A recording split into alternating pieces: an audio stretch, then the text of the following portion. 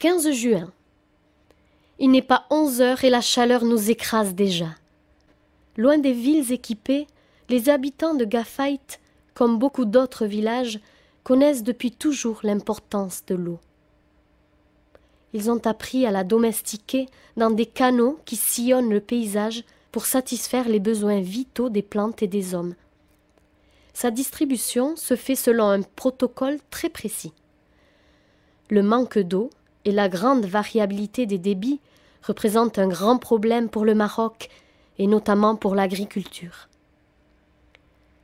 Alors que nous expérimentons en direct les effets d'une eau qui ne coule pas dans le robinet, les journaux télévisés nous apprennent les déplacements des populations dans la corne de l'Afrique. La richesse de l'oasis étant ses sources, l'eau parvient dans les habitations uniquement dans la journée. Certaines ont un réservoir sur le toit permettant de la stocker. Chez Hamza, ce n'est pas le cas. Aussi faut-il être prévoyant et remplir les bouteilles d'eau. Chez lui, pas d'eau chaude, et nous songeons aux hivers froids. 18 juin. Régis se rend à Berkane, à 2 heures de Gafeit. Ville nouvelle en pleine expansion. 2 collèges lui ouvrent ses portes dans le cadre d'un programme ressources. Il s'agit d'inviter des intervenants extérieurs afin de faire découvrir aux élèves un métier. En tant que sculpteur étranger, Régis aborde son métier, l'art à travers les symboles universels. L'attention des jeunes est conquise, leur accueil particulièrement touchant. Selon les statistiques internationales, le Maroc compte un grand nombre de personnes analphabètes. Le secrétaire d'État de l'alphabétisation et de l'éducation pense que le Maroc est capable de résoudre ce problème d'ici 2015. À Gafeit, les enfants ne sont pas scolarisés avant l'âge de 6 ans, et ce, parce que l'école est trop éloignée de leur maison.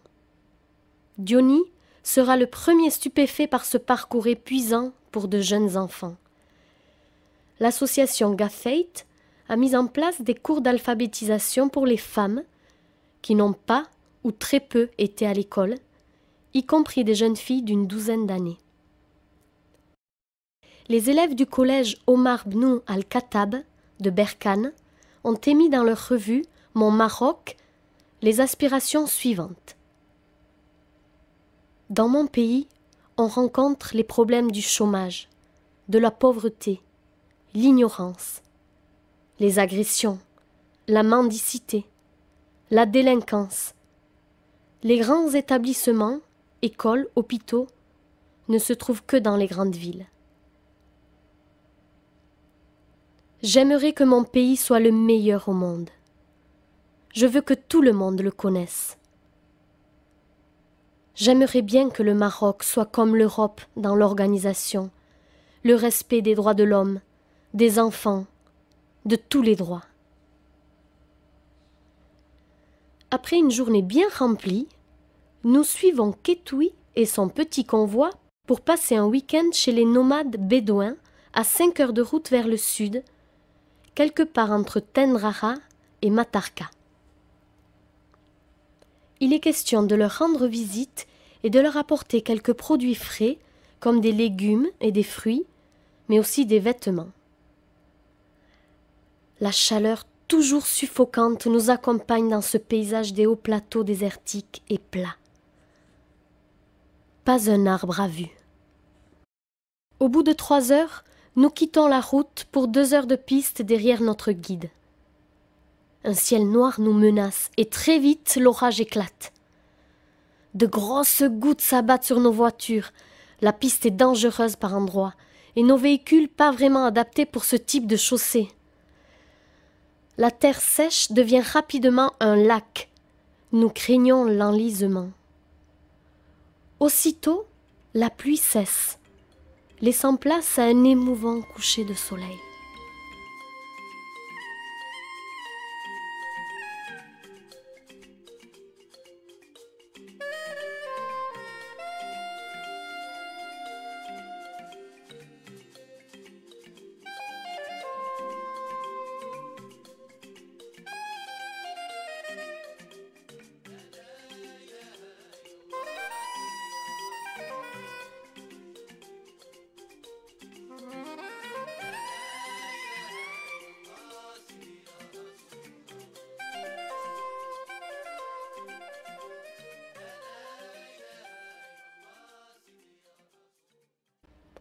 enfin, nous apercevons la tente des nomades.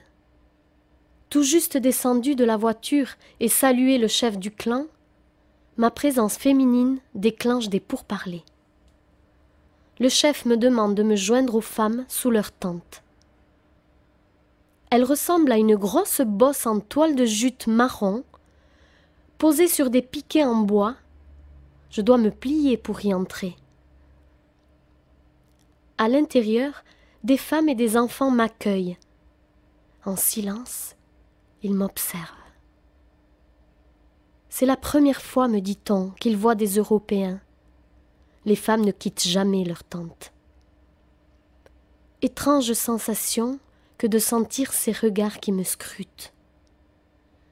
Je suis attendrie par ces bébés qui dorment paisiblement dans ces mini-hamacs. Cette dizaine d'enfants, de 2 à 7 ans, qui me regardent comme si je venais d'une autre planète. La seule école qu'ils connaissent est celle du désert. À l'intérieur de la tente, un minimum d'affaires. Au sol, un trou a été creusé servant de gazinière. Le regard de ces jeunes femmes me pénètre. Ce week-end partagé avec pour seule langue celle des signes me verra repartir avec des sentiments très mitigés entre admiration devant leur force et leur courage et tristesse de ces vies rudes, soumises à un environnement ingrat, mais aussi à leur place de femmes dans un monde patriarcal et polygame. Le chef reviendra me chercher, aucun homme ne peut entrer sous cette tente. Pourtant, Régis y sera autorisé parce qu'il n'est pas musulman. Une belle tente a été dressée spécialement pour nous. Les tables abondent de nourriture.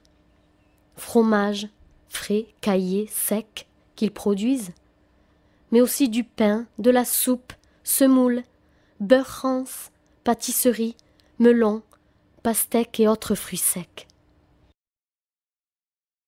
Dehors, dans l'obscurité la plus totale, un homme grille un mouton. Leur spécialité, savoir tout faire. C'est bon, avec ce goût particulier des herbes médicinales que les bêtes mangent dans leur jaune pâturage. Régis est mis à contribution dès le lendemain pour la cuisson de la biquette, alors qu'il n'est que 10 heures du matin et que nos estomacs sont bien pleins. Nos hôtes n'ont eu de cesse de s'enquérir de nos assiettes et de nos verres, veillant à ce qu'ils soient toujours remplis. Un week-end où, pour faire honneur à leur table, il a fallu manger de tout, et c'était beaucoup. Les nomades voient peu de monde et font de leur mieux pour soigner leurs invités, les maintenant ainsi le plus longtemps possible près d'eux. Eux-mêmes ne mangeront qu'une fois leurs invités rassasiés. Pour sûr, nous l'étions, et de ce jour, nous décidons d'une diète alimentaire jusqu'à la fin du séjour. Certes, ils ne mangent pas ainsi au quotidien. Par contre, comme les Marocains, ils mangent plusieurs fois par jour. Hamza, que nous avons interrogé, parce que nous ne savions plus s'il s'agissait d'un repas, un goûter, une collation, et que nos estomacs fatigués de ces fréquents moments d'alimentation, nous expliquait qu'au Maroc, ils mangent souvent et quand ils ont faim. Résultat, il peut y avoir 6 repas dans la journée, sans oublier la quantité de thé sucré qu'ils consomment.